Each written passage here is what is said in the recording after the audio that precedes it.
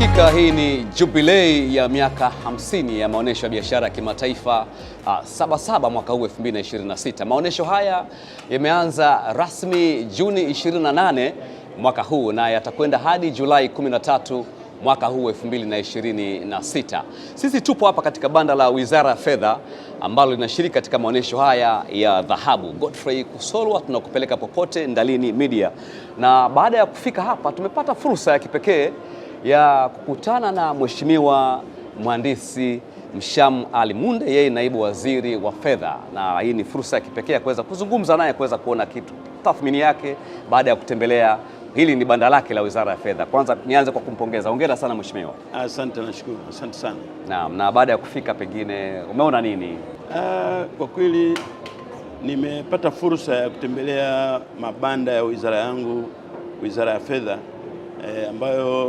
mabanda ambayo yanaonyesha kazi za idara mbalimbali za Wizara ya Fedha, lakini na taasisi ambazo ziko chini ya Wizara ya Fedha. Kwa kweli nimefarijika sana na namna ambavyo wataalamu wetu na watumishi namna wanavyofanya kazi, lakini namna wanavyoelimisha jamii shughuli zinazofanywa na wizara na taasisi zake. Kwa kweli ni jambo la heri kwa mwaka huu. Kwa kweli hili ni jubilei kweli. Ni jubilei ya maana kwa kweli. Nini kimekuvutia? Nini? Kikubwa kimenivutia kwanza setup.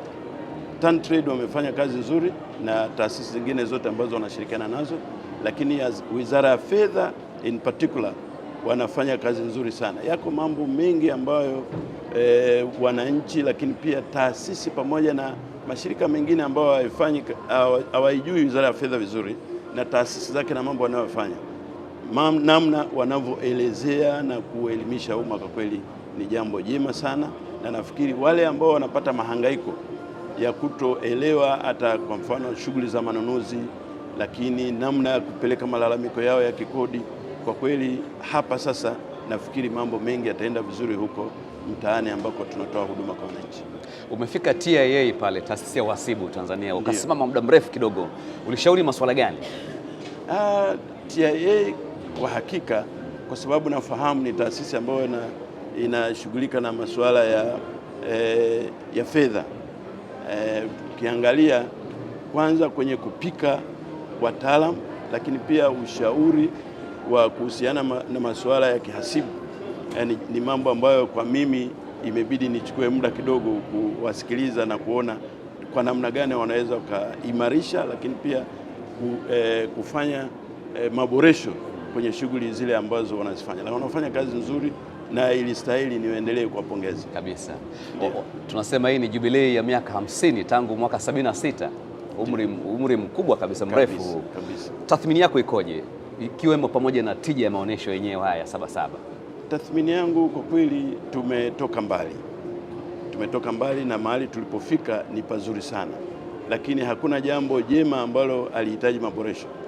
Kwa hiyo ni dhahiri kwamba maboresho lazima yaendelee, na ukiangalia tunaenda kwenye mifumo ya kidijitali, na nimeshuhudia katika mabanda yote digital emphasis ni kubwa, na watu naona kila taasisi wanasema mifumo ya kidijitali itatutoa, na nafikiri kwenda mbele ndio tunasikia mambo ya AI sasa hivi.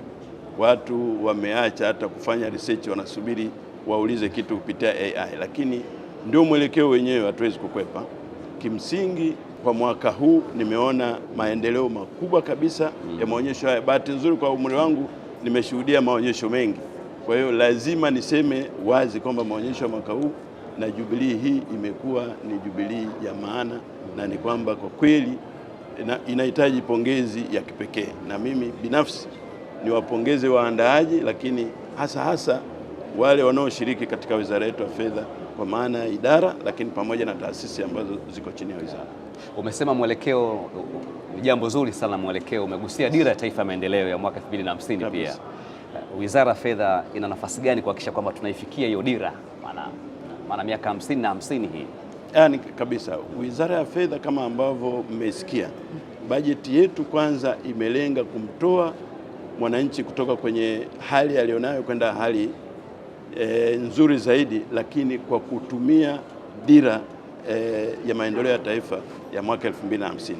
Na dira hii kama mnavyofahamu, tumelenga kwamba taasisi binafsi ziwe mbele kwenye kutekeleza ile miradi ambayo serikali inaona sasa tuwape fursa wao, lakini serikali iweze kuconcentrate kwenye huduma zaidi kwenye ile 30% ya shughuli ambazo tunaenda kuzifanya kwa hii miaka yote 25 mpaka kufikia 2050. Wizara ya Fedha imeandaa budget na mpango ambao unaendana na matakwa ya dira, lakini hasa ndugu yangu mwandishi, kama unavyofahamu, dira ile ni dira ambayo kwa Kiswahili kingine tunaweza kusema ni very ambitious. Ni dira ambayo tunataka kwenda kujistretch, na matamanio ya Mheshimiwa Rais Daktari Samia Suluhu Hassan ni kuona kwamba kama ambavyo anasisitiza kuitoa nchi kufika kwenye uchumi wa kati wa ngazi ya juu, na dalili zinaonekana. Kimsingi, Wizara ya Fedha tumejipanga kwenda kuitekeleza dira, lakini kupitia mpango ambao tumepanga, ambao bajeti ya kuanzia mpango huu imewasilishwa mwaka huu na Waziri wa Fedha Balozi Hamisi Omar, kama ambavyo mlisikia, na jana hapa alikuja akatembelea na kuappreciate mambo ambayo yanafanya na wizara kama ambavyo mmeshuhudia. Umezungumzia mpango huu. Mpango ni muhimu, unagusia sana masuala ya elimu. Ndio. Na ukiangalia bajeti yetu iliyotoka imelenga kipaumbele katika swala ya elimu. Na pengine hem, tuambie, kuna mpango mkuu wa elimu ya fedha kwa wananchi, ndio, kuhakikisha kwamba wanaelewa masuala mbalimbali ya ukuaji wa sekta za kifedha, kama ulivyozungumzia masuala ya ununuzi hapa. Ndio. Mpango umefikia wapi mpaka sasa tukielekea mwishoni kwa kipindi hiki? Kimsingi, kama ambavyo nafahamu, budget na mpango ambao ni mpango mkubwa na budget ambayo imelenga kufikia kwenye uchumi wa trilioni 1 mpaka kufikia 2050, na angalau pato la mtu mmoja afikie dola 7,000. Mpango huu ni mkubwa, lakini pia mpango mkubwa namna hii hauwezi kwenda bila elimu stahiki. Ndio maana unaona kuna mpango wa kuimarisha elimu ya juu kwa ajili ya mageuzi ya kiuchumi ya nchi, na umeona kwamba kuna taasisi zetu hizi za elimu ya juu zimepata uwezeshaji mkubwa kupitia mradi wa HIT ili kuamsha sio ari tu, lakini uelewa wa watu ambao wanaenda kutekeleza mpango na bajeti. Lakini elimu kwa umma kuhusiana na masuala ya kifedha, tunasisitiza sana jambo hili, kwa sababu unafahamu watu wengi wanafanya kukopa maeneo ambayo hayastahiki. Unafahamu kuna mambo ya kausha damu. Tunasisitiza wananchi wakope kwenye taasisi ambazo ni rasmi, hata zile taasisi ndogo microfinance ambazo zimerasimishwa, wananchi wanasisitizwa wakakope huko. Na ukiangalia pia waheshimiwa waandishi, na kutokana na muda niseme tu kwamba Wizara ya Fedha tumejipanga vizuri kuelimisha umma kwa masuala ya kifedha, lakini kuelimisha umma kwenye masuala ya kikodi, kwa sababu fedha inayotumika kwa ajili ya maendeleo, sisi tunategemea serikali iende kakusanya kodi huko ili kutekeleza mipango ambayo tumeipanga. Nikushukuru sana Mheshimiwa. Nashukuru sana, muendelee kubarikiwa.